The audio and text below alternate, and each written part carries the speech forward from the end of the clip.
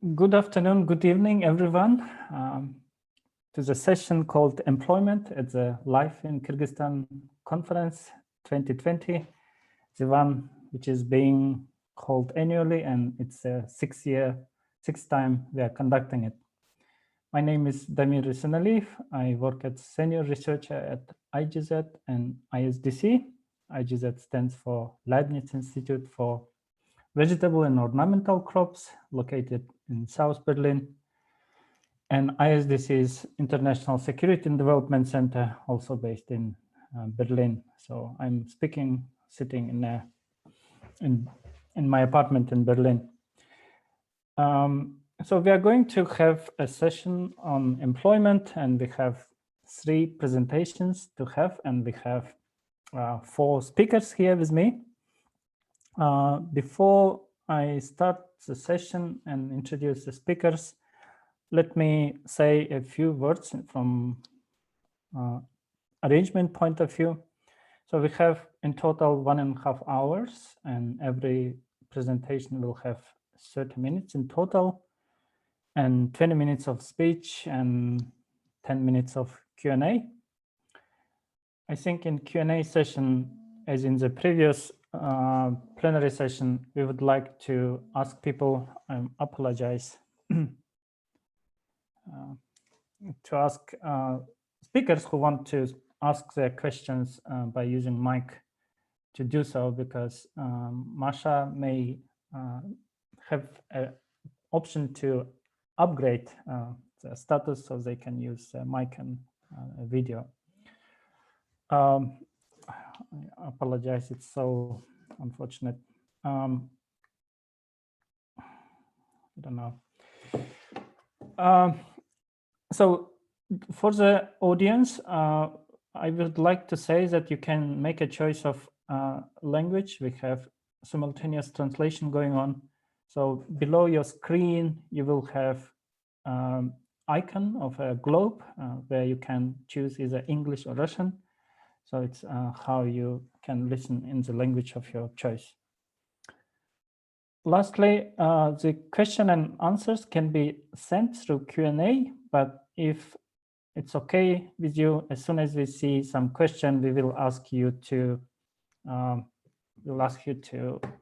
join to the panelist and ask your question there.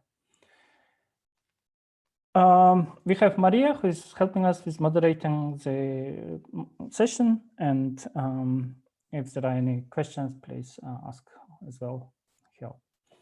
Now, let me start with saying that employment as a topic was very popular in this conference, and we also always had a session on employment. So now I'd like to start with the first presentation by Elena Nikolova and Jakub Polansky, looking at children and female employment in Mongolia. And let me say a couple of words about our speakers.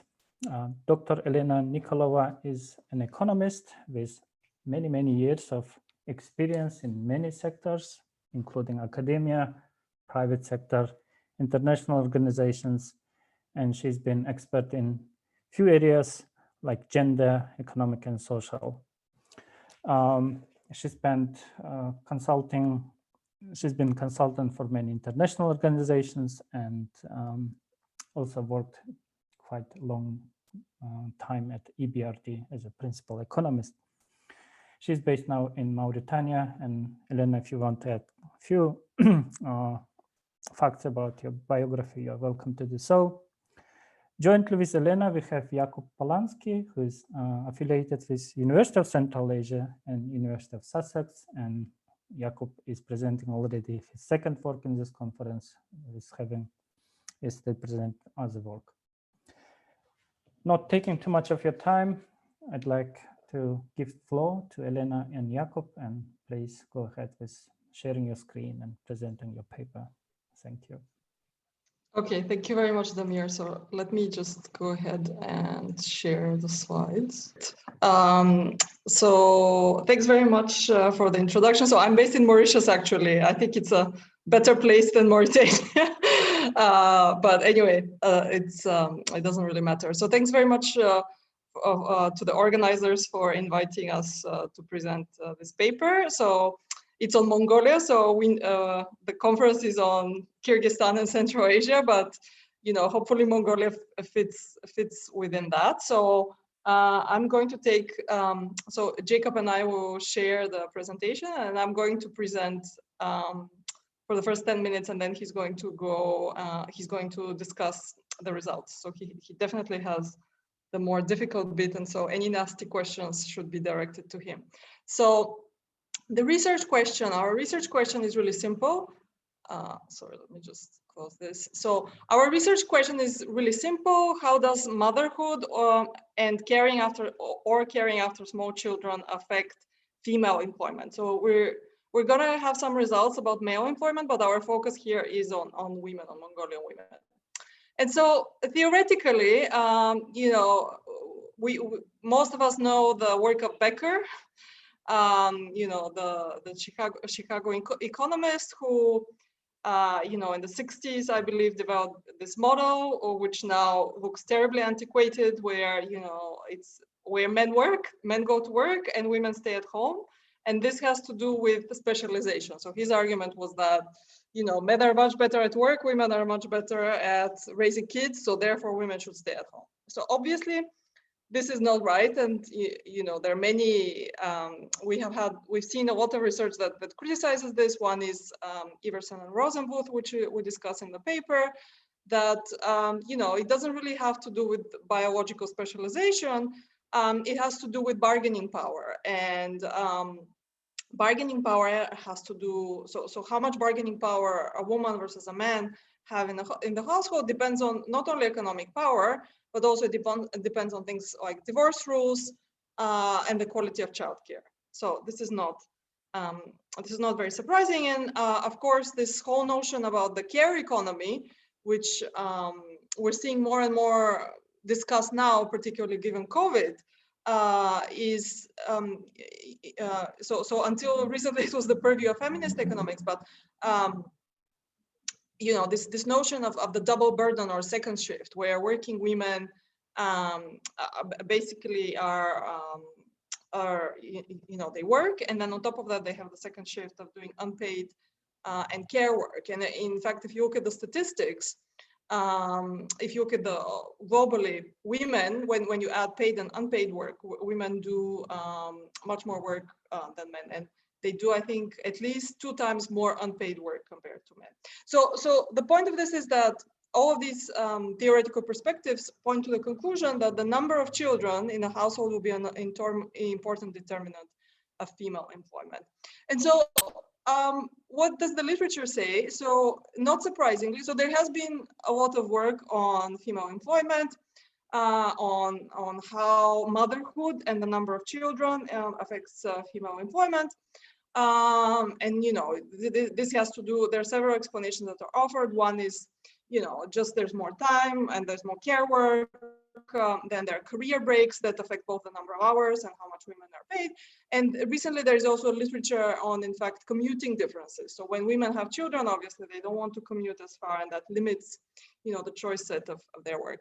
And so there's a few, there are a few papers here that are listed and that we discuss in the paper, and they're unfortunately focused primarily, so they're very good because they will use administrative data, but unfortunately they're focused only on developed countries, Sweden, Denmark, and the US.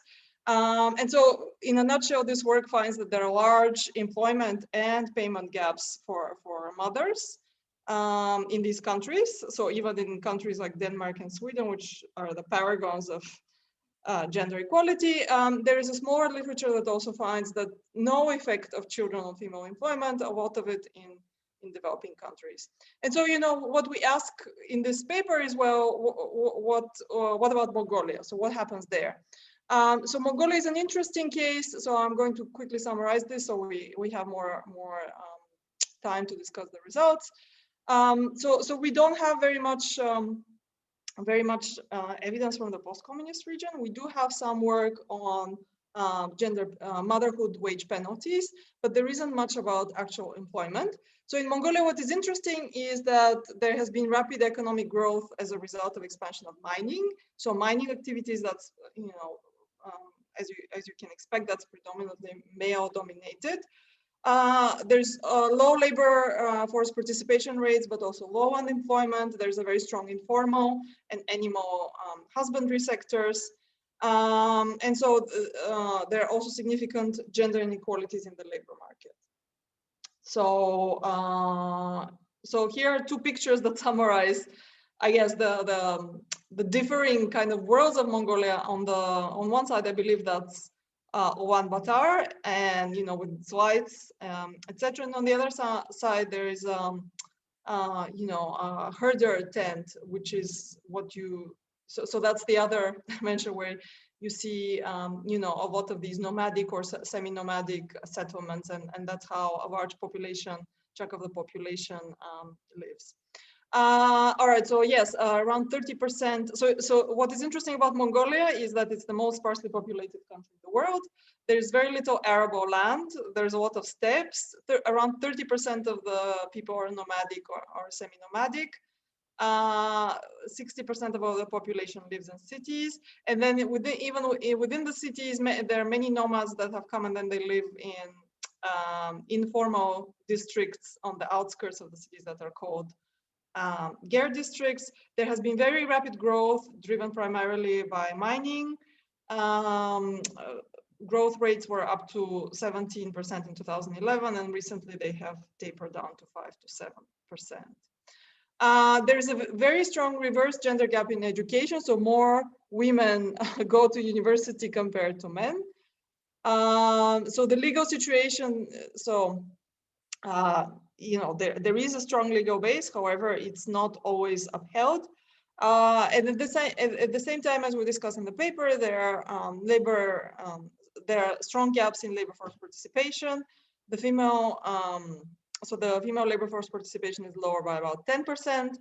And so, as I said earlier, only 19% of the employed in the mining sector, which accounts for a large chunk of GDP, are women.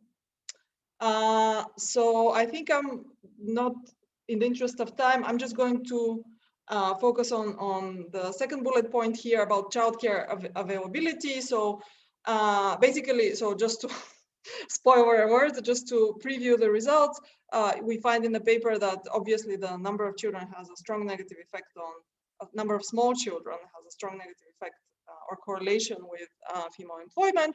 But what we show, I think, quite well is that this has to do with childcare availability. And so what is interesting about Mongolia is that there is little investment in childcare. In fact, in Ulaanbaatar, I believe at some point they had a lottery for child care spaces. And because of this, the lifestyle of the nomadic or semi-nomadic lifestyle, it's difficult to have, kindergarten for those kids. So they have mobile kindergartens. But in general, childcare seems to be a big issue. And so, in addition, there is, so why is this paper interesting? Well, there is little evidence from Mongolia.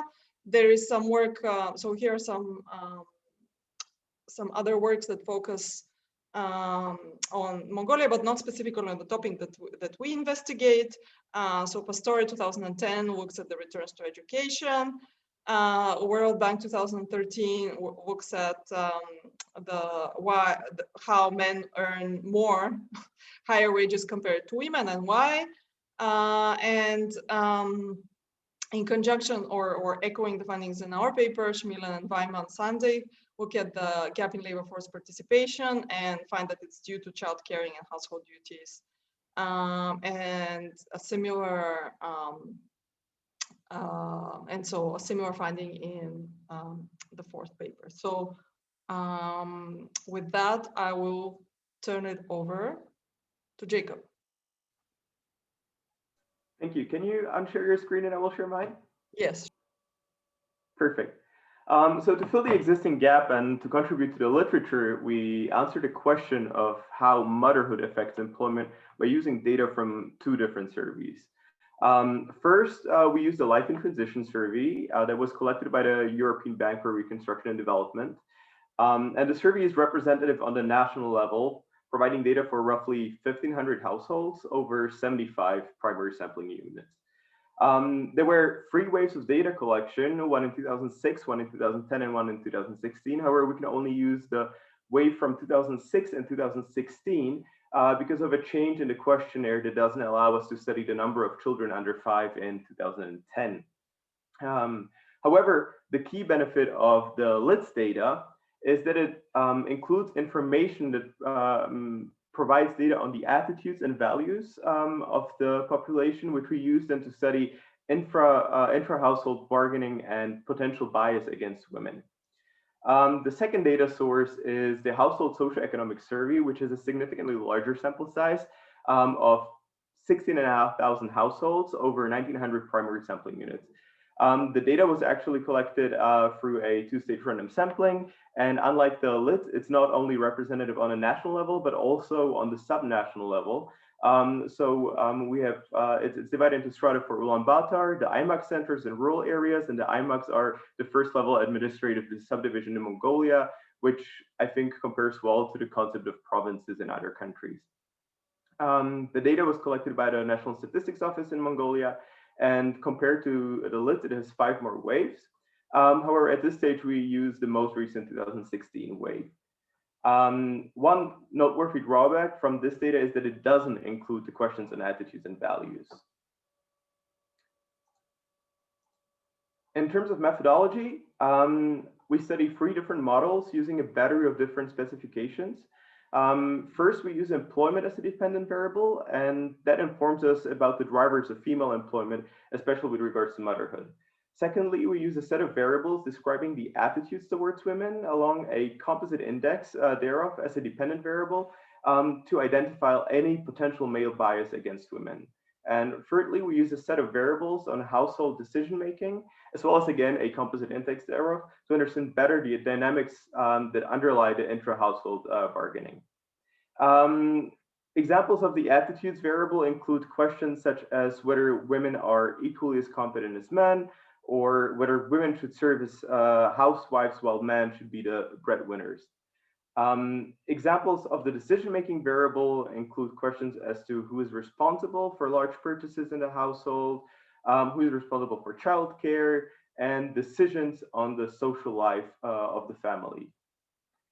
With regards to the independent variables that we employ, we use a range of demographic controls, such as age, urban residence, marital status, education, health, and income. However, our key variables are the number of children, which we also employ as a factor dummy to account for the boundedness of that variable, as well as number of children not in school or kindergarten, and the number of household members in need of care, such as people with disability or the elderly. We also intend to use the attitudes variable in future regressions as an independent variable to analyze whether the bias against women in the household inhibits employment. In terms of the regression method, we predominantly use ordinary least squares, but we also employ logistic regressions when studying employment to account for the binary nature of the employment variable. This robustness check in some way shows us that the logit results are actually very consistent with our results from OLS. However, I think what is important to say at this point is that since we are unable to account for fixed unobservable characteristics at the individual level, we need to understand the results not as causal links, but as correlations. Certainly, the literature has developed a variety of instruments to deal with this issue. However, we are unable to adopt them due to the lack of data. We then, to minimize the confounding effects of unobservables and a reverse causality, adopt 2 strategies.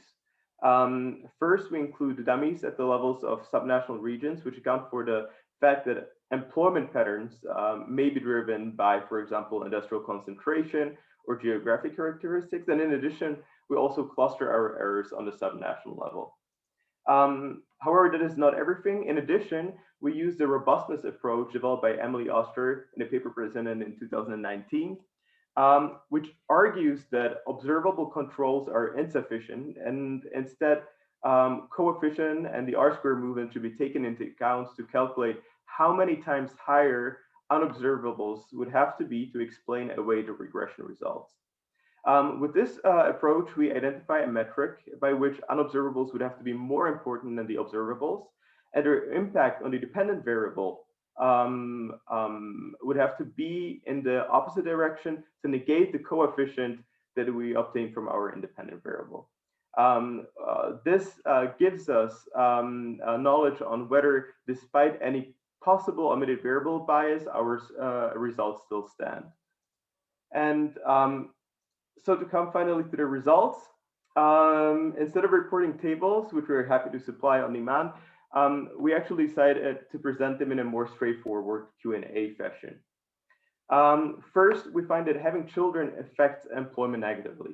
In particular, women with young children compared to women without children are less likely to be employed. What is more, mothers compared to fathers are significantly stronger affected by parenthood in terms of employment. This effect, however, largely depends on the number of children, as we see that the employment probability decreases with each additional young child a mother has to care for. Here I need to emphasize the term young, which refers to preschool children, as children below the age of 7 impact employment stronger compared to children already in school age. However, what we find truly striking is that neither the number of children or their age exert as much of a strong effect as whether any given child in a household attends kindergarten or school. Especially considering that every third child in Mongolia fails to find a place in a preschool, I think this result is truly alarming. Other than motherhood, we also look at other factors. Female employment is thus affected by a range of other things.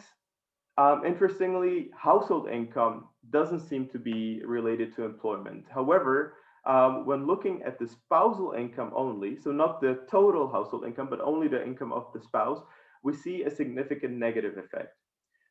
We also find that education in general is not a significant factor, although when looking at the subnational level, we find that education does have a positive effect on the employment probability of women, however, only those living in urban areas. As expected, age has a nonlinear effect on employment that is completely in line with earlier literature and suggests that probability of employment increases with experience up to some specific inflection point from which onwards higher age penalizes employment. And last but not least, we find that other than young children, also elderly or disabled household members who need care put negative pressure on female employment. As far as our results regarding intra-household bargaining attitudes towards women are concerned, I would like to highlight just a few more points. Mothers seem to be more involved in household decision-making, which is positive, compared to women with no children. They also hold more positive views of women's capabilities and the importance of higher education for daughters. However, at the same time, mothers and fathers alike tend to agree more that women should take care of most of the household chores. While the results with regards to women's attitudes towards women are mixed, men hold on average less egalitarian and liberal attitudes towards women, and this is particularly strong with regards to the question of whether women are equally as able as men to serve as business executives and politicians. Interestingly, these views do not depend on whether a household is urban, whether this household is wealthy or more educated, as the regression coefficients here are either negative or, if positive, not statistically significant. So what do we learn? And instead of just going through the results again, I would like to talk more about the implications. Due to the strong effect on children not attending kindergarten or school, and the lack of daycare facilities in Mongolia, we believe that childcare needs to become more accessible. Secondly, and this was something that we just briefly touched upon, but the legal system should mandate equal remuneration and non-discrimination hiring based on gender to improve and remove any institutional barriers to employment. However, and this is slightly beyond the scope of our immediate research, but we believe that policymakers ought to consider that providing women with employment opportunities alone will contribute to their empowerment only marginally. And given the prevalent bias against women in Mongolian society, broader social changes, including values and attitudes, are vital for achieving gender equality. And I think this resonates really well with what we're seeing during the Corona crisis and what Elena has already talked about earlier. Lastly, to finish up, I would like to stress once more that given the data limitations, our results are to be interpreted as correlations and not as causal links. And we would be very grateful for any feedback, and we welcome any questions, ideas, suggestions, or criticism. And if you'd like to reach out to us, here are our contact details. Great. Many thanks, Elena and Jakub. Very interesting paper. I think those who are in Kyrgyzstan probably nodding a lot, thinking that's quite similar what's happening in Kyrgyzstan as well, where this reverse inequality in terms of education, but less employment by women in labor market, more for men. I encourage our attendees and panelists to think about your questions. As a moderator, let me offer a few thoughts and a couple of questions to start with. So I think your paper is really interesting, and you have so many results, which Очень было много хороших результатов. Презентация была. Okay, let me turn to English, so I'm hearing Russian as well. I think it's, as I said already, very similar to Kyrgyzstan case, where we see less young women participating in labor markets, and this was trend in recent years. First, one particular striking finding you say is that women who have young children have higher bargaining power in household. Was really interesting. Maybe you can offer thoughts why it is so. Is it because they spend more time at home and that's why they kind of engage more in what happens in household? Maybe it's a question, but it's also a reflection of what was interesting, surprising, what you find. One particular question was, I assume most of your data regarding employment is based on this big household survey, but whatever relates to values and gender attitudes is more or less on LIT, right? Or life in transition. So that could be good if you can explain how you combine this data and what extent you also can benefit having two sources of data, in what extent you can teach us if there was some option of how to say matching, in terms of matching households and LIT. Started off with the LITS data and performed first the analysis both for the attitudes, the intra-household bargaining and employment with the LITS data. We obtained results. However, what we thought is that it would be nice, given that there is data available with a much larger sample on employment, to replicate the study with this larger data set, and that's what we did. So we used then again the HSES and found that the results that we obtained from LIT actually are confirmed by the larger sample from HSES. Okay. We did not merge these data sets, we kept them separate, but the findings are confirmed from both studies. Which means a lot of positive news for life in transition survey. Given its small sample size, it still delivers the same message and conclusions, which means we can use it in a country, kind of multi-country case, but it's really good news. Definitely. Okay. I mean, the LIT is a representative on the national level, and I think it's really a great resource. The benefit of the HSCS is that we can look then on the sub-national level and understand the dynamics that are happening on the lower level of the lower administrative levels. Okay, I have a few questions which I can keep. We have one question coming through Q&A session. I'm not sure whether Marina Kovalyova wants to join and ask these questions live. Masha, is it possible to upgrade Marina's if she wants? But we definitely can also read out and our panelists also see the question. Yeah, I've upgraded her, so she can ask live. Marina, you have access to microphone. You can activate it and turn on your video if you want, but please present yourself and ask your question.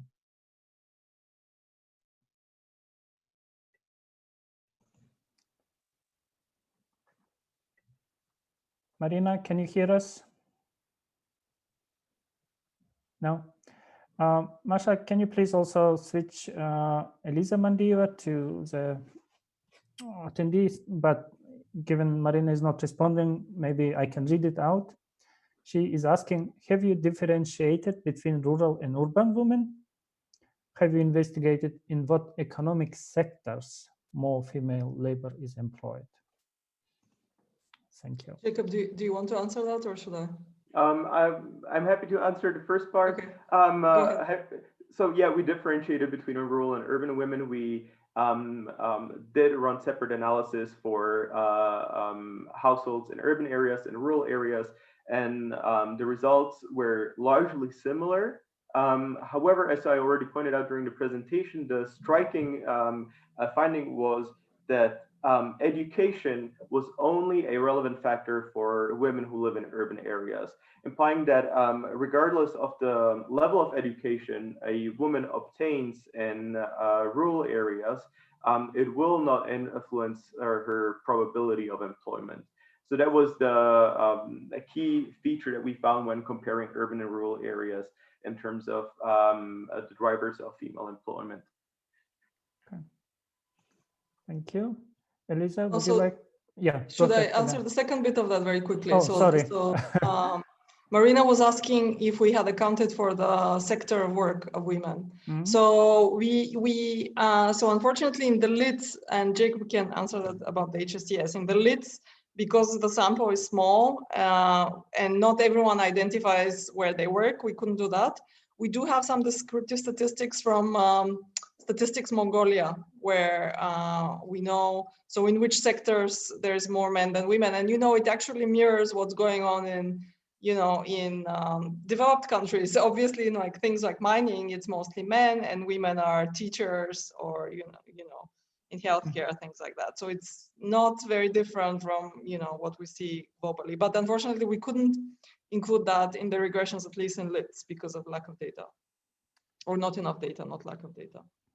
Thank you. Yeah. And with regard to HSTS, we haven't included it in these regressions yet, but I will definitely note it down as a suggestion and look whether it will be something that we can do for the paper in the future. Okay. Thank you. Second question is coming from Elisa Mandieva. Elisa, would you like to turn on your camera, present yourself and ask your question? Of course, it is. Hi, everyone. Thank you very much for this opportunity. I would like to thank you, Elena, for amazing baseline study about employment and gender in Mongolia. I was really interested in what's going on there because, compared to other Central Asian states, Mongolia is economically doing great, and then you ask what's going on inside the country, in terms of gender, employment, use, etc. So thank you for such insightful presentation. And Jakub, thank you very much for methodological part. Indeed, sometimes I miss this methodological part of the research, it explains a lot, especially in regard to results. So I had two questions. First to Elena, and it's about informal childcare opportunities, because, I'm also working partly with Life and Transition Survey, and then also doing some research on baseline studies in Central Asian European countries, and gender and employment. And there I see the problem of informal childcare opportunities, because, you know, this extended families, they live in the extended families, and they have opportunity to live to their grandparents, you know, who's actually, or in some cases, for example, in Kyrgyzstan, and they leave the children in the village while going to, you know, to cities and getting employment and so on. So how it's look like in Mongolia. So this is a question to Elena, and the second question is to Jakub, from the methodological perspective, how we can integrate such opportunities into our modeling. You know, because it's also kind of, we are missing this information, and we are also not integrating into our models, and somehow, you know, we are in our results, this somehow might have an effect. Yeah, thank you. Thank you, Elisa. Elisa is a doctoral student at the University of Bamberg. Oh, sorry. Yeah, I'm a PhD student at the University of Bamberg right now in a maternal leave, and I do research on employment, especially on transition from education to work. Thank you. Yep. Can I answer quickly, Damir? Sure. Thank you, Elisa. Congratulations on the birth of your child. And so it's a great question. About informal childcare. So I'm not Mongolian, I cannot answer that. Obviously, you know, even in other countries, people rely a lot on informal childcare. I know I do. But that's a great question. So in LITS, if you look at it, there is a question about this, whether the kid is, so, you know, how many kids under a certain age there are, and then who looks after them. However, so it's very descriptive. So for Mongolia, we don't have enough data. Not everyone is reporting that. Perhaps if you're doing, so we discussed that very briefly in the paper. So it doesn't seem to be that important, but again, the data is really not great to make any kind of, you know, reliable conclusion. However, if you are doing work on Central Asia, perhaps you can pull everything together and you can look at that.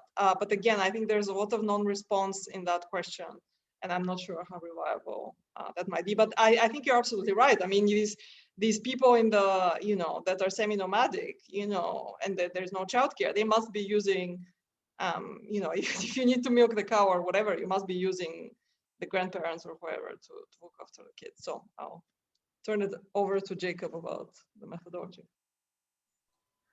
I think thank you for the great question, and I think it's really would be a very relevant factor to consider. However, the problem is with data availability, and I think you know, with whatever we're doing, we're always bound by what kind of data is made available to us, and I think there would be nothing in the HSCS that we could directly use. There's a variable that we are employing is and that tells us whether a child is attending a kindergarten or a school.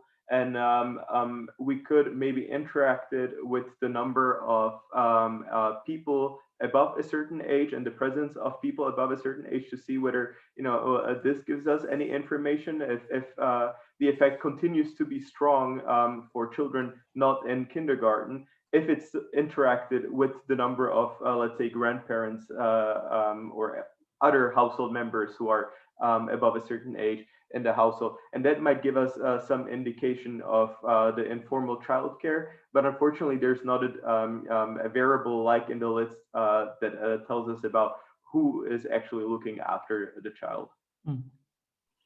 Okay, thank you. Okay, thank you so much. I think we should turn to the next speaker. I'd like to thank Jakub and Elena for your great contribution. Good luck with working with the data and getting more papers out of it. And I encourage our attendees to contact our presenters. The slides have email addresses, so if you have questions you couldn't ask, please contact later. Now, I'd like to present Kanat Tilekeyev, who is presenting a paper on garment sector and youth employment in Kyrgyzstan.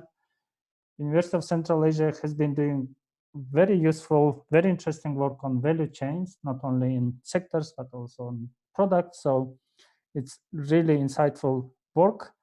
Kanat itself is senior researcher at University of Central Asia at IPPA, Institute for Public Policy and Administration. He does everything. He does teaching and research and project management. And today he's presenting his work, joint work with Bakytbek, Tokubek uulu, and Dilbara Kirbasheva, all of them from University of Central Asia. Kanat, please go ahead, floor is yours. Presentation on screen, yes? Yes, we can see it. Okay, thank you. This study was done, we started from November 2019 and finished this spring, approximately May time. And we published this publication very recently in July. And it's we did it with a team of me, Bakytbek, Tokubek, and Dilbara. And it's one of the few publications which we publish on 3 languages. It's available on English, on Russian, and also on Kyrgyz. It's already our 2nd publication on Kyrgyz language, so I encourage everybody to download because there are much more details could be obtained not from the presentation, but from the reading the text. I think that might be useful and very interesting.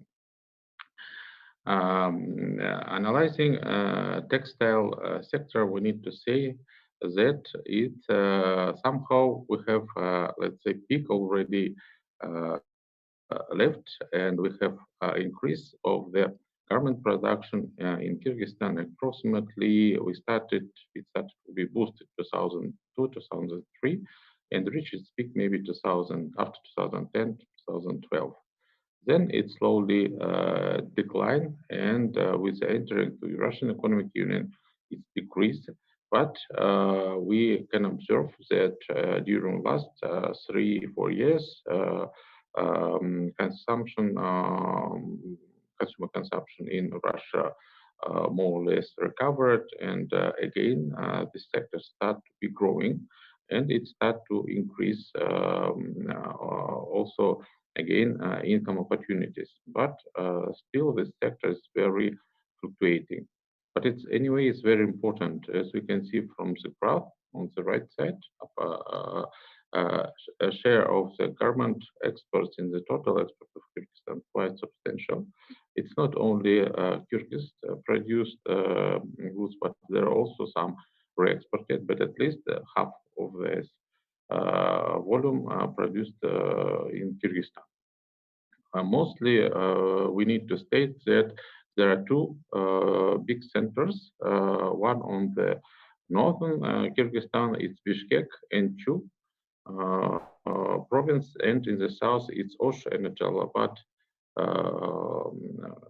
provinces. Mostly garment production concentrated in cities. In rural areas, there are very few cases where garment workshops operates. There are some logistics problems. There are problems with not enough sufficient access to infrastructure. But anyway, it's still the problem that we have concentrated. It's from one hand, it's good that we have defined clusters, which might help us to develop further this sector. But we did not cover the rural areas, specifically very densely populated rural areas in south of Kyrgyzstan. By destination, we can say that mostly all Kyrgyz export delegated to be exported in 2 countries, Kazakhstan and Russia. Mostly it's Russian market, and Kazakhstan is just a, let's say, transit point there. And it continues to be stable over the last 2 decades. When we go to the value chain analysis, we need to state that the core part where most of the people work in Kyrgyzstan, it's a cluster of sewing workshops where some sort of design and production happening. Why we're saying sort of design? Because we do not have, let's say, fashion industry in the Western understanding of this term. That's why we can say that there are some problem with the authorship law and with the copying of the popular models and adopting it to the fashion and consumer preferences, which is typical for the former Soviet countries, specifically mostly Russia, Kazakhstan. But anyway, it's we cannot say that those garment goods could be easily sold on other markets. So there are some sort of mass market, and Kyrgyz textile sector, let's say, have quite a good roots because of the good relations and the high number of people working and operating in Russia as a migrants, but not only as a migrants, but also as a business owners. And potentially, this sector may employ up to 200, 150,000, and even if it's declined in between 2013 2016 to 25, 30,000, now we can estimate that it's all again recovered, and at least 100,000 people working in this sector. Most of operation it's done in these sewing workshops, and they're basically operation of seamstresses of two types, who making main parts and those seamstresses who making the small parts. There are also other operations like ironing, packaging, couriers, and also less employment opportunities provided for technicians, for such as technologists and designers. But there are also one interesting person like cutters, and those cutters are very important. But the majority of the workers operates on the position seamstress 1 and seamstress 2. It's a qualitative study, and we covered less than 100 respondents in the different locations. Here I need to say that when we design the study, and let's say who was donor for this study, it was a USAID project, which planned to orient some of the intervention in providing economic opportunities. But recently, beginning of this year, USAID decided to close this part of the projects devoted to the employment opportunities. That's why we cannot, fully provide these recommendations and maybe some inputs to future interventions. But anyway, it was one interesting area here which we studied. For example, we covered people in Bazarkorgon, Suzak, Karavan, Kochkor, Narin areas to show that not only in the cities, but also in many rural areas exist opportunities for the potentially developing of sewing workshop. Those I will come again to this idea because it may have some continuation in a public policy aspect. What we found in the analyzing about peculiarities of the garment production, first of all, it's a very high seasonal business. Let's say high season started from March to November. Then it's declined, and December to February it's declining, and further during summer period many workshops closed, at least half of them closed and do not operate in summer periods. That's why employment opportunities in the areas are not stable, and even if there are some job opportunities, it's not constant. Many workshops, most of the workshops operate at approximately half of a year. When we talk about gender occupation, about 80% of the operations done by women. It's if return back, it's again yes, seamstress 1 and seamstress 2. It's about 80% of operations done by women, and males occupies positions which requires or physical power or technical skills. So it's cutters, ironers, and operators of computer machines. It's almost ultimately males.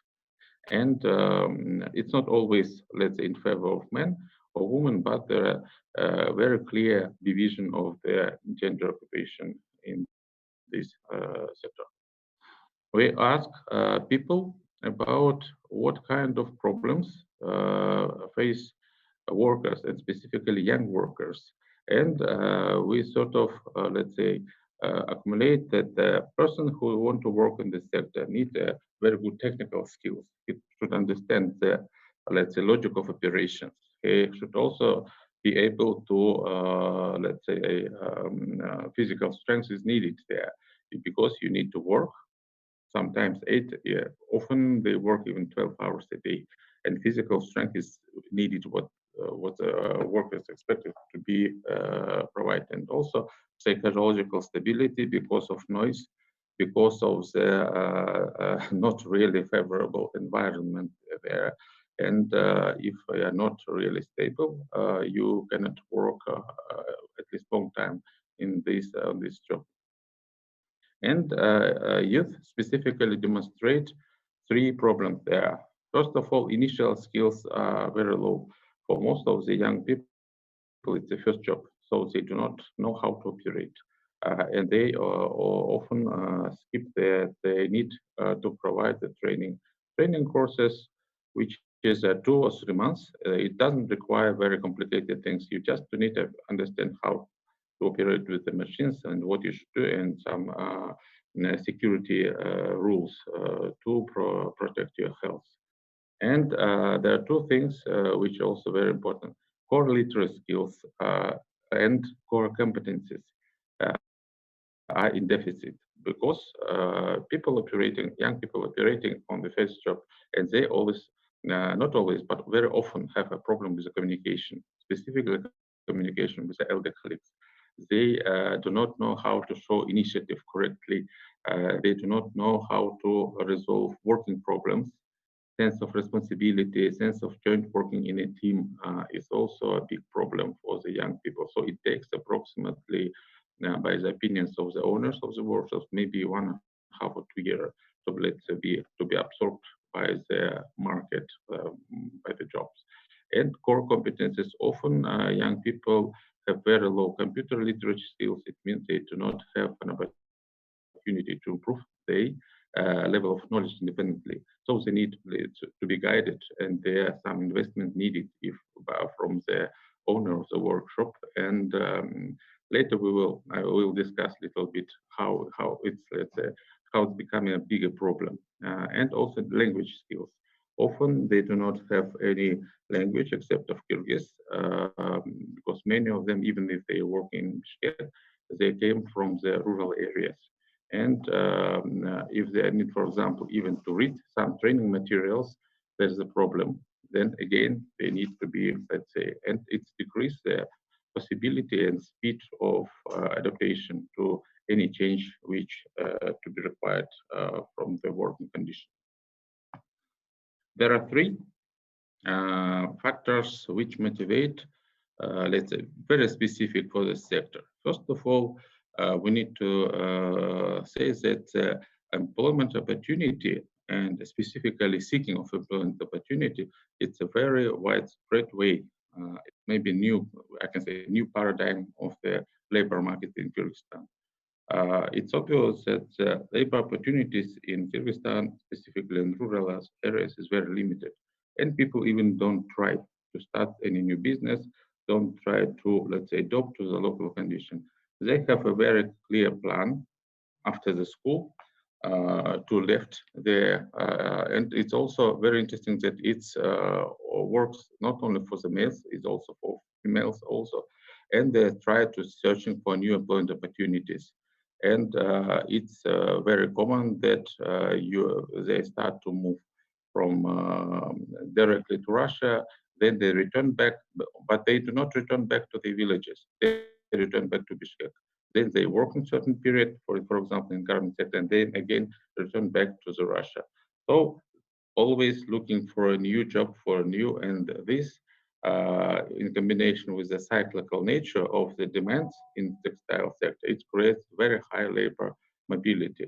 So people living working in this sector is, let's say, already trained and have a very good experience working in sometimes in several countries, in several jobs, and they are ready for new, let's say, challenges always. Second, very interesting, but negative factors is that many workshops located in improper places. Always it's a basement of the big houses. It's private house. Sometimes it's even located in storages. And one of the problems is, for example, longer period. And the third, and income fluctuation. Salaries very high and competitive, but not stable. Here are some figures about salaries in a high and in the low season. And it means that even if salaries are high, people working quite hardly because their salaries depends not from the number of hours, they depends from the number of products they produce. And often in a high season, seamstresses and all workers work at least 12, sometimes 14 hours a day. And then they have at least 6 months break in the low seasons and or period where workshops just close. And it motivates people to move from one area to another and in search of the better salary conditions. As a consequence, we have a very high mobility of workers, but there is also a problem related to this because there is no team of sense, no ability to create corporate culture, or at least it become very expensive. And also it requires from the producer to provide on all stages very precise and very and constant quality control for the production, because the worker which work today, tomorrow may left easily this position. My conclusions were very simple, and we, as a garment producers, very depend from our export to Russia. And our inclusion to the global textile value chains is the way how we can develop further this sector. Low labor cost model is going to decline because it's based on the cluster development. So because of most of the workshops located in the cities, if move this workshop from urban to rural areas, there might be an opportunity to create new clusters in populated rural areas. Specifically, it is might be the case in the southern Kyrgyzstan. Trade policy, I mean Eurasian Economic Union membership, it's negatively affect on the imported inputs from China, and the prices for these raw materials increased. And also very interesting that the government plans to create a very high investment project in Bishkek. It's discussed already several times, and they were ready to provide a big territory in Bishkek, but I'm not sure that it's really a good idea. Probably it might be much better idea to create not a huge plants, but maybe some network in the villages where many people haven't constant work in rural Kyrgyzstan. What's the problem? Demonstrate young laborers. First of all, it's low vocational competencies. The technical skills are very low. Core literacies and core competences are not sufficient to be successful in the labor market. 3 negative factors in the garment sector. First of all, it's migration, high migration, not good working conditions, and unstable salaries. What's the policy recommendation we can suggest? First of all, need to rethink maybe strategy of the government and continue to invest in the human capacity, improving vocational training, work with the donor, improve access to credit, and deconcentrate the sector from big urban centers to rural areas. I also suggest that promotion activity of Kyrgyz government should be increased, and we need think how local development organization, international development organization can support to improve our more literacy skills of our younger citizens to be successful in the labor market, specifically in the garment sector. Thanks a lot, and maybe you have some questions. Thank you, Kanat. Very interesting study. A few things were very striking to me, which I'm going to tell, but before that, I encourage our attendees to type their questions. If you want to voice them, please let us know. We upgrade you to the panelist status and you can ask yourself. Okay, I think what is striking in Kanat and his colleagues' study is the gender aspect of this sector. So given so many women, young women work, definitely very important from employment point of view that there is sector which has low cost in terms of entry, but also it doesn't provide necessarily good job conditions. Another striking moment was seeing how many workers have a higher education, presumably university education. Like a quarter of them already have like in education in textile related skills. So that was interesting as well. Orions is what already Bogdan in plenary session told about this mismatches in terms of education and labor markets. And definitely it's, as you said, Kanat, first job for most people. It's something they can start with, see around, probably move from village to city, and then see it as a more like a stepping stone to go further, migrate, or maybe do something else. Which definitely creates, in terms of mobility of labor, issues for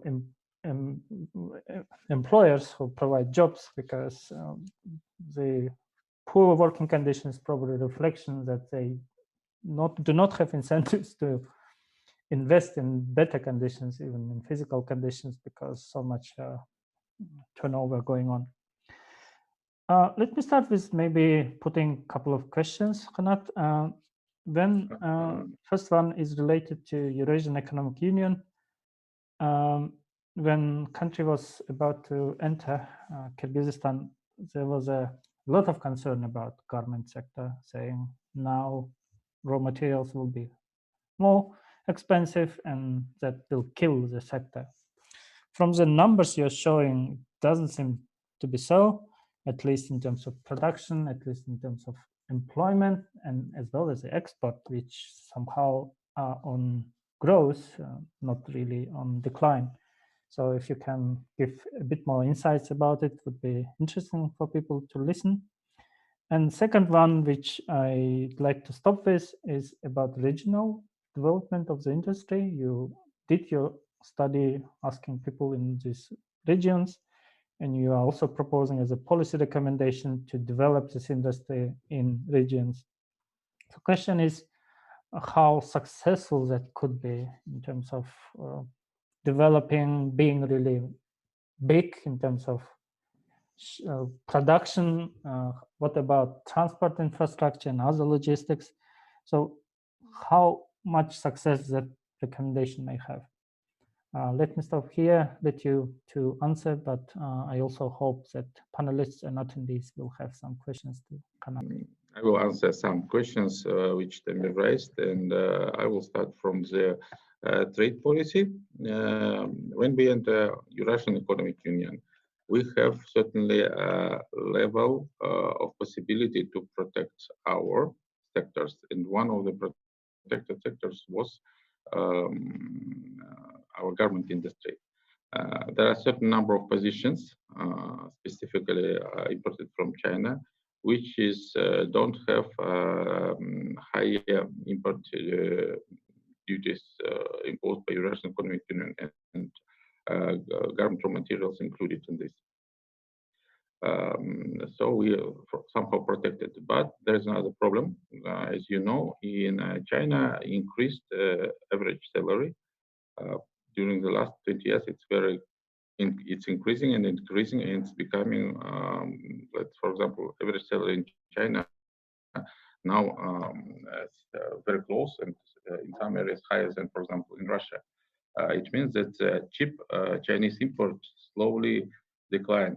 Chinese import not cheap anymore, and its effect on the price of raw material. So in the future, this opportunity will decrease. Nevertheless, we will be a member of Eurasian Economic Union or not. It's one story.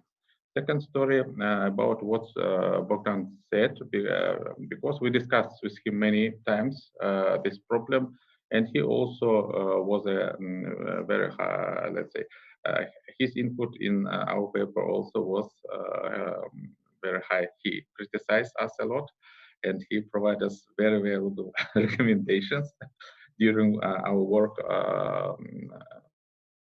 for this paper. So that's why we formulate together somehow those issues which we faced. The problem of the mismatch of the skills, specifically for younger workers, it's very evident, and it's very interesting that we do not have any program which could target to decrease these gaps with the labor market requirements, and it's something, let's say, which doesn't exist in the public policy. I think Ministry of Labor, Ministry of Education, and Science should be very aware of such a problem, because it's real problem. It's affect 100,000 of new workers which come to the market every year, and increasing our human capacity, it should be our prioritized task. At the moment, we didn't see this. As you know, quality of our education slowly decline, and this year was the lowest results of our Republican tests for the last 20 years, lowest. It happened because of the COVID, but it also means that it's only the way to train to be present and, let's say, train through the tests. But then graduates from the schools come to the labor market and they find that there's no useful knowledge received in the school. This is a huge problem. We need to think how to overpass this, and we do already. It's not the first study; it's already the second study we're doing on the labor about the labor market and the gaps. And we again repeatedly receiving the same responses from the business owners, from the managers, and even from the young people. They recognize after they face with that they don't have real knowledge how to operate on the labor market. The understanding of the labor market is very weak, and it's a job for them and for the new graduates and their parents to think about the future realistically, and to provide them necessary, let's say, training in advance before they left the school. Third question was about the development of rural, let's say, rural clusters, we can say. First of all, we need to say that in government sector, labor is a very important cost. And as you see, salaries very competitive. On a peak, it's reached about $1,000 a month, but it requires a lot.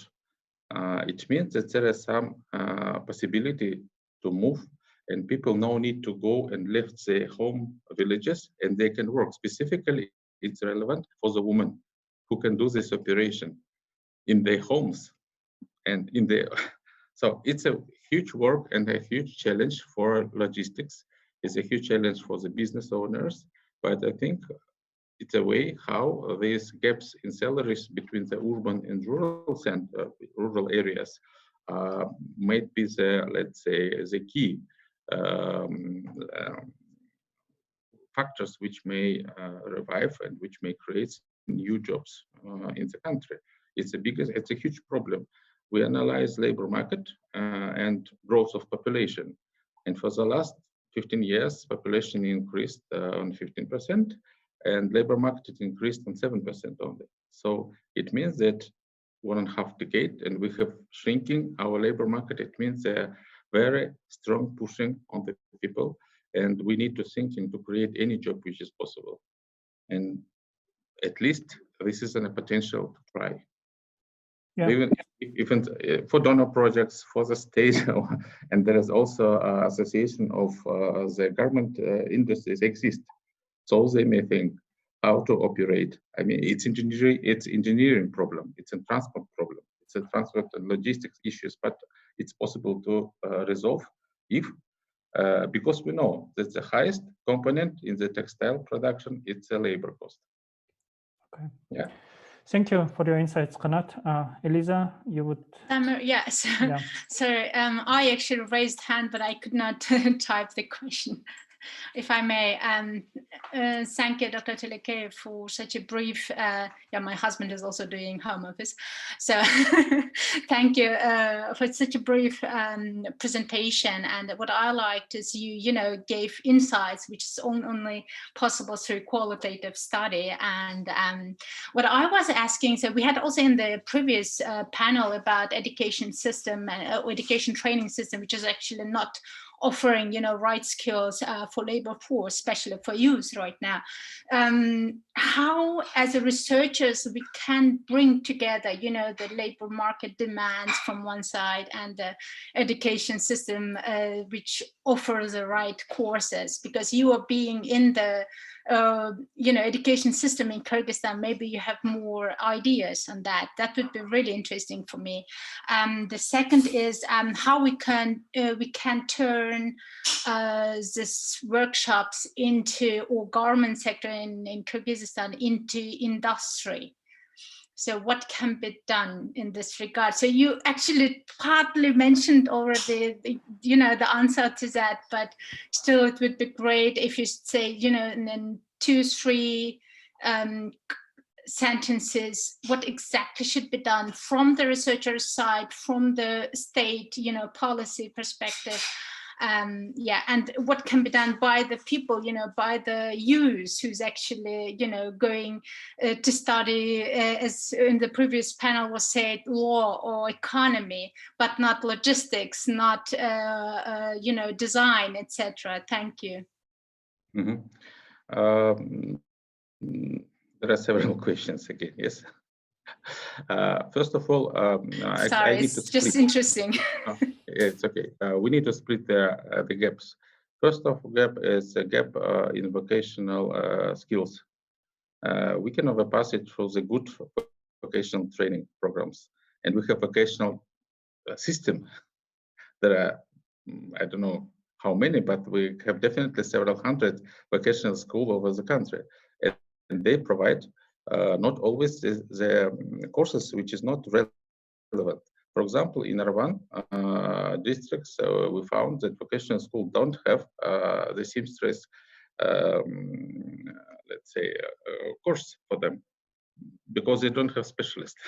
Because they're located in the village. This is a problem. Yeah, we need to overpass it. But then it's again, we need to create a linkage. Constructing a value chain is not an easy task. It will require, so we need a pilot. We need a very good, interesting, maybe specific projects which could be developed, for example, creating such a location starting from the city. Then some operations could be done in rural areas, and it should be supported by the vocational training. Then it could be again returned to the city. Yes, it's an option for public policy, for donor projects, and for researchers also. So this is a big challenge, and I hope that USAID somehow return back to this idea, and our study might be useful for that as well. Second problem, that core competences issue. It's the issue of general education. We need to think about our curriculum. Our curriculum specifically for the children starting from age maybe 13, what they know about soft skills, what they know how to resolve their problems, how to operate in a new unknown environment, how to provide them psychological stability. They don't have an idea about that. And we do not have such kind of teachers. Even if we create training courses, or we need to create a new specialty. It couldn't be done really easy, but we should start from something. Just a remark to your question: how many vocational and secondary special education institutions we have in Kyrgyzstan? 101 vocational education and 145 secondary specialty institutions. So you're absolutely right. So many, so much education institutions, and we don't have people actually. No. I think that most of them located in cities, not in the rural areas. This is also another problem, location across the country. Yes, so it's a big issue. Our discussion might be very, very long. Yeah, and I'm not I really joined that. Maybe we should give Liliia as well a chance to present her work. I'd like to thank Kanat and our participants for asking questions. Good luck with your further work, Kanat. And I'd like now to give floor to Liliia, who is somehow, okay, now I see her. Let me introduce Liliia. Kachkinbaeva Liliia is National Project Coordinator at ILO, International Labour Organization. She is an expert on TVET, and she has a lot of experience working in Kyrgyzstan and other countries. And Liliia is presenting today an analysis of the demand for the skilled labor force in Chuy oblast, the one which is around Bishkek, for those who are not from Kyrgyzstan. And it's one of the probably kind of wealthiest high-level income regions in the country. Thank you, Liliia, for presenting it, and floor is yours. Thank you very much, Damir. Good afternoon, good morning, and good evening to dear participants. Can you see my presentation? Okay. Actually, I have noticed that the mismatch, the skills mismatch, and also the mismatch between the demand and supply is very, very actual topic and very urgent topic for the Kyrgyz Republic and for many other countries. That is why I think it's our presentation will be quite interesting for you. Actually, as it was already mentioned, in majority of countries, their technical and vocational education training system is always blamed for not providing their highly skilled workers to the labor market. And we always can hear some complaints from employers, industries, that their staff which graduates from technical and vocational education schools, they cannot be absorbed by the labor markets, and they need some kind of retraining. Of course, the Kyrgyz Republic and the technical and vocational education in our country is not an exception, because we hear lots of complaints about the mismatch between the demand and supply.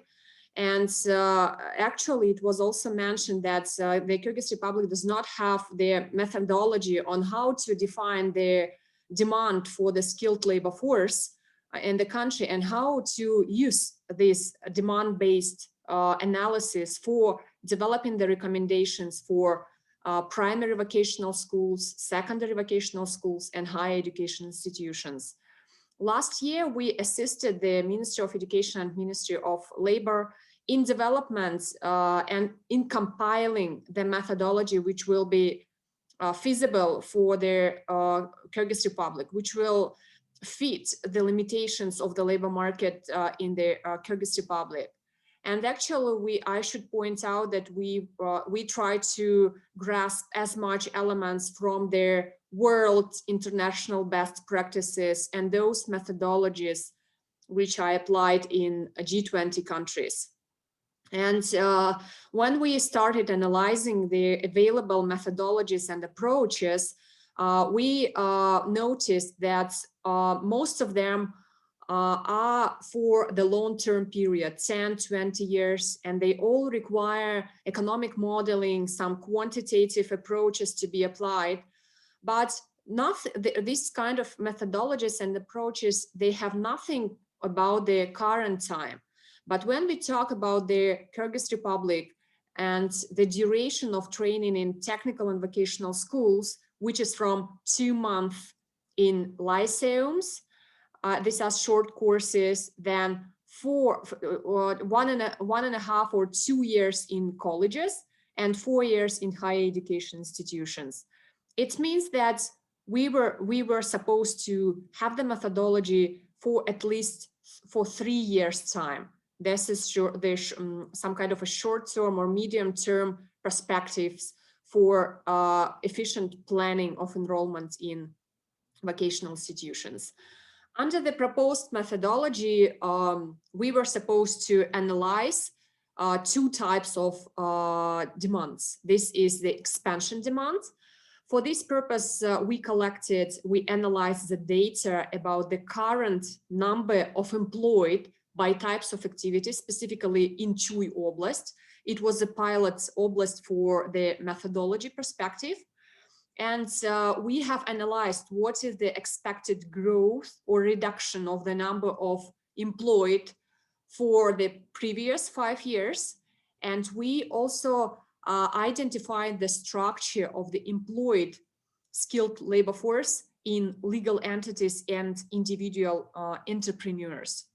Also, there was a need to calculate the replacement demand to see the number of those people by occupations and qualifications which leave the job annually or quarterly, and to see what is the number of those people who are taken for their vacant positions. And the difference between the number of those people who are hired from the labor market and we have identified that this is the residual demand. It means the unsatisfied demand by occupations. And the more the difference, the more the supply of the skilled labor force in the labor market. And for calculation of these 2 types of demands, expansion demand and replacement demands, we have arranged the field face-to-face survey of legal entities and individual entrepreneurs who engage labor force. And we have identified the occupational and qualification structure of the employed. When we talk about the legal entities, 726 enterprises of Chuy Oblast were surveyed, which is about 36.3% of total number of employed in Chuy Oblast. And we also surveyed the physical entities.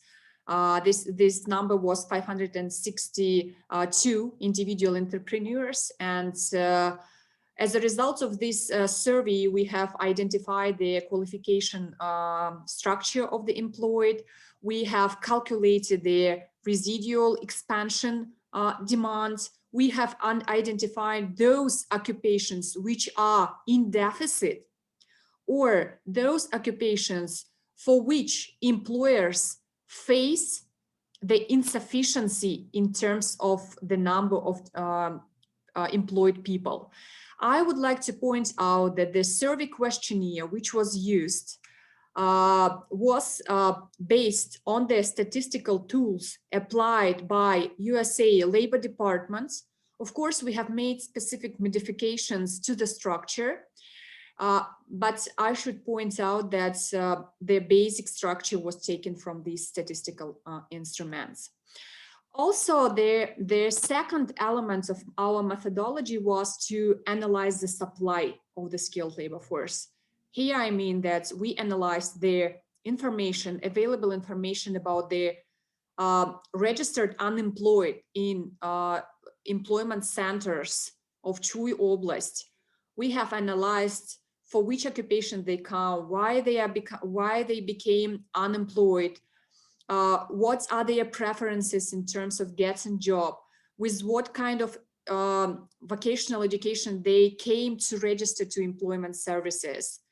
And also we have analyzed the data about the graduates from lyceums, colleges, and higher education institutions, and their preferences in terms of the labor market jobs, their entry to the labor market after 12 months upon graduation. this kind of cross-sectional analysis of the demand and supply of the skill force side helped us to identify, first of all, those sectors where we can observe very rapid growth of the employed within next 3 years. And from this slide, we can see that this is textile production, also the mining, trade and automotive, and hotels and restaurants. This is particularly based on their analysis of the data on the individual entrepreneurs. When we talk about the overall cross-sectional, cross-cutting analysis of all the available data on the Chuy oblast, and we also collected lots of information about lots of information which was missing in the state authorities. We have also identified the expected growth of the number of workers for this kind of sectors: textile production, production of chemical products, hotels and restaurants, water supply, trade, and education. But we also have identified those industry sectors where there are some projections of the decrease or reduction in the number of employed. This is agriculture, production of plastic and other types out of mineral products, and construction. Based on all the estimations and based on the survey of the quite a huge number of enterprises, we have identified those working occupations where we can see the rapid growth, which require education in primary vocational schools. These are lyceums, and we can see that the labor market in Chuy Oblast is really requiring specialists and operators of equipment in oil production, seamstresses, tailors, waiters and barmen, some construction workers, specialists, narrow specialists, cooks and bakers. And also we have identified this is just an example of the whole list of occupations. We have identified that the number of employed for the following occupations requiring secondary vocational education will be growing at a high speed, like sewing industry technicians, hotel and restaurant managers, financial specialists, food processing technicians, and others. We have developed 4 types based on our estimations. We have made 4 types of recommendations for technical and vocational education system for the Chuy Oblast. First recommendation was to reduce the number of enrollments or graduates for specific occupations. The second type is to increase the enrollments for specific occupations annually. The third type of recommendation was to reduce the enrollment. And the fourth one, to develop or introduce the new training program. And I will try to elaborate more for each level of vocational education in my next slides. When we talk about the primary vocational education here, we have noticed that out of 30 mass occupations, there were 2 occupations for which we have identified excessive number of graduates. These are welders and hairdressers. This number is very huge, and the labor market is not able to absorb those number of graduates which are produced by lyceums. Also, we have identified that the number of enrolled students and graduates is in line with the labor market needs for 16 occupations. Unfortunately, there were 9 occupations which exist in the labor market, but no vocational school provides training for these 9 occupations. And we have asked to vocational lyceums to open these occupations because they are in demand.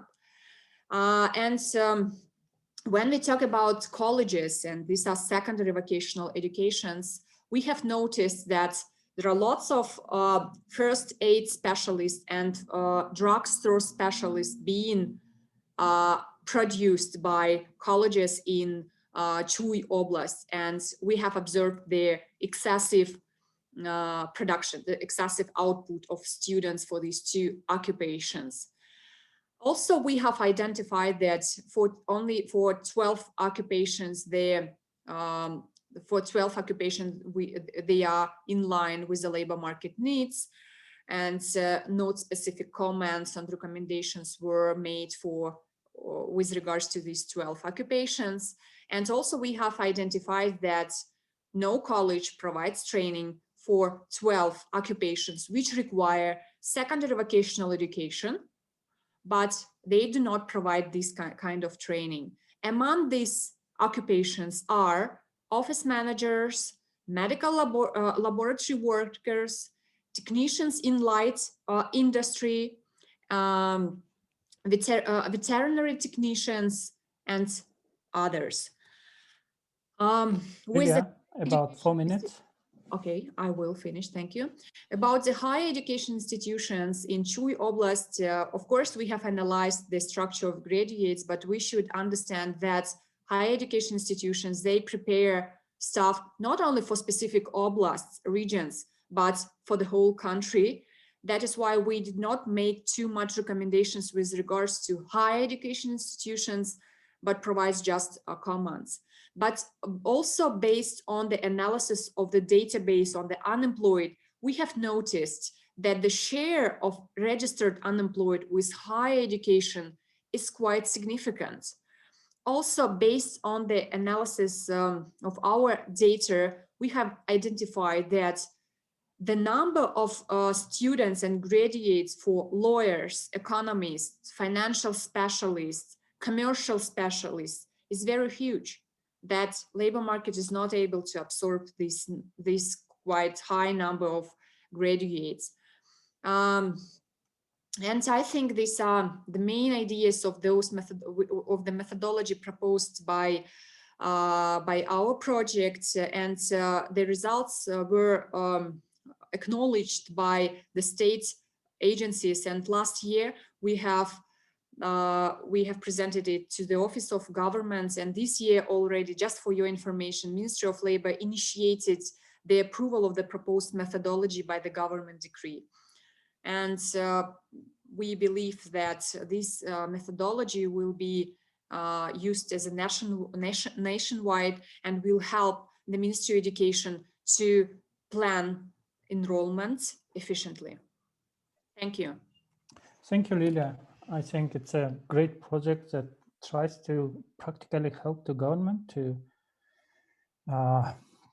do policymaking using data, using models, and making sure that they know what the situation is from both sides, from demand and supply. I think striking from what you've said was about the professions which are needed, but there is no education place available to get that type of education. In terms of over education, it's something we knew, but this was something for me striking. I encourage our attendees to ask questions. While I can suggest a couple of questions, I realized we definitely over-exceeded our time, but it also was to give some time definitely to discuss. Liliia, I had 2 questions. So you said that your project, the methodology was quite well received by the government, that it had some continuation in terms of being adopted through decree, that it is going to be, your approach going to be applied nationwide.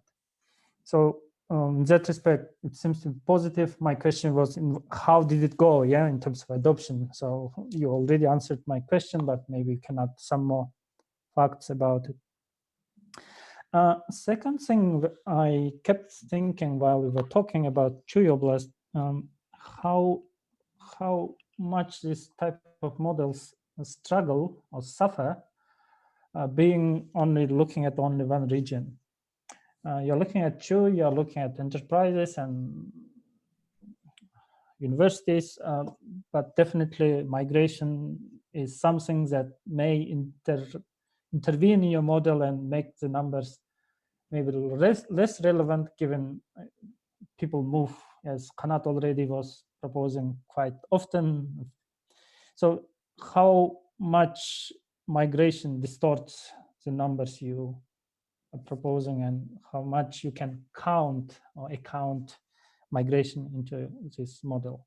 Maybe we can start here in terms of Okay, discussion. thank you very much for your questions. Actually, with regards to the methodology, the process is still ongoing, because we are trying to help the National Statistics Committee, Ministry of Labor and Ministry of Education, their tax service, to adjust their reporting tools to allow them to collect data by qualifications and occupations. I mean that in parallel to the process of agreeing with state agencies and ministries, we are working with direct beneficiaries and direct users of this methodology. With regards to migration, I would like to point out that migration flows were accounted for in our methodology and during our survey analysis. When we made a presentation of our results, of course, we also had these kind of questions, and we have pointed out that when we surveyed the legal entities, individual entrepreneurs, we tried to register all those people who are even coming to work from neighboring regions. That means that the current number of staff being working in specific legal institutions was accounted for. It means that our methodology is also taking into consideration the migration flows. Okay, thank you very much. I don't see questions in our function. I assume people are tired. It's maybe unfair to you, Liliia, but I encourage, if you have questions, also send by email if you're interested to have, oh, there is something coming out. Elisa, do you mind if I just read it out, given the time constraints, not upgrading you this time to business class? I think there is a hand raised. Yeah, I think it's Elisa. I can read it out, Liliia, and maybe shortly can respond. Thanks for the great presentation, very useful data for further research on labor markets. I would be thankful if you could share information about where and how we should follow your data. The question is where we can find your data.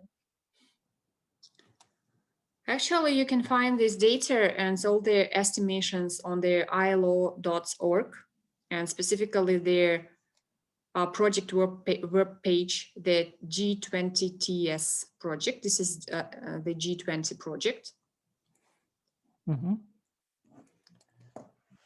Okay, but if you have any questions, you can message me. Okay. Okay. The one additional question came from Elira Turdubayeva, and she's asking, have you identified core competencies and skills needed? So it rhymes with what Kanat already suggested, but what you did as well in terms of competencies and skills.